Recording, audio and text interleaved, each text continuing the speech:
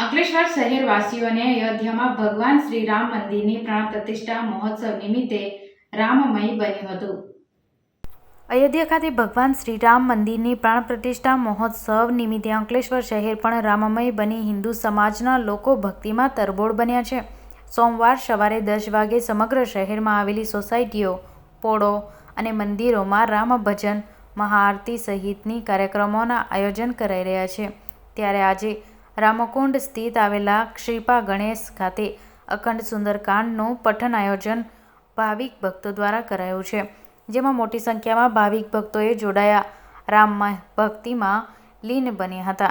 ભાજપ કાર્યાલય ખાતે જ્યાં કાર સેવકનું સન્માન કરવામાં આવ્યું હતું, તો તેમના દ્વારા કાર સેવા દરમિયાન કરેલા સેવાઓ અને ભોગવેલ યાત્રાની વર્ણવી હતી।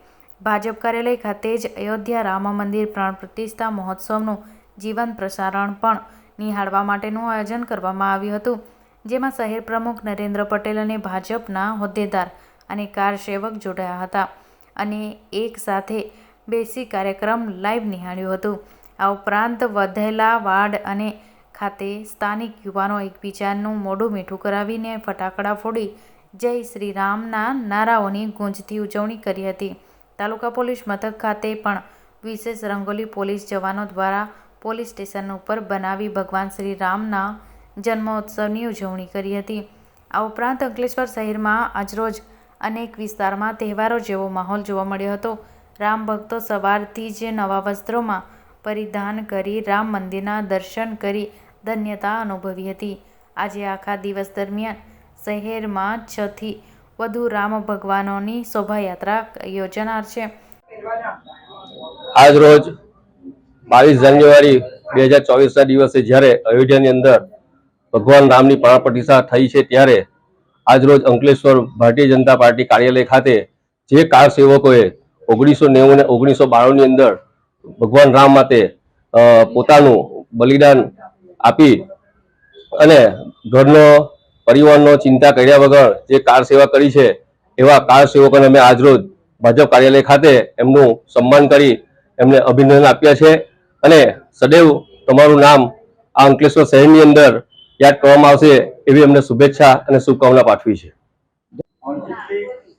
આજરોજ માનનીય વડાપ્રધાન શ્રી નરેન્દ્રભાઈ મોદીજી રામ જન્મભૂમિ તીર્થ ક્ષેત્રે અયોધ્યા ખાતે રામ ભગવાનની પુનઃ પ્રાણ પ્રતિષ્ઠા જ્યારે કરી રહ્યા છે, ત્યારે અમે સૌ ભારતીય જનતા પાર્ટીના કાર્યકર્તાઓ, સૌ ચૂંટાયેલા સભ્યશ્રીઓ સાથે આજરોજ ધારાસભ્ય કાર્યાલય અંકલેશ્વર ખાતે આ પ્રોગ્રામ લાઈવ નિહાળી રહ્યા છે। આજે અમને ગર્વ થાય છે કે માનનીય વડાપ્રધાન શ્રી નરેન્દ્રભાઈ મોદીજી જ્યારે વડાપ્રધાન હતા ત્યારે અને આજે 500 વર્ષના સંઘર્ષ બાદ રામ મંદિર પુનઃ પ્રાણ પ્રતિષ્ઠા થઈ રહી છે, ત્યારે અમે સૌ ભારતીય જનતા પાર્ટીના કાર્યકર્તાઓ માનનીય વડાપ્રધાન શ્રી નરેન્દ્રભાઈ મોદીજીને અભિનંદન આપી રહ્યા છે અને સૌ એક જ નારા સાથે જય શ્રી રામ, જય શ્રી રામ।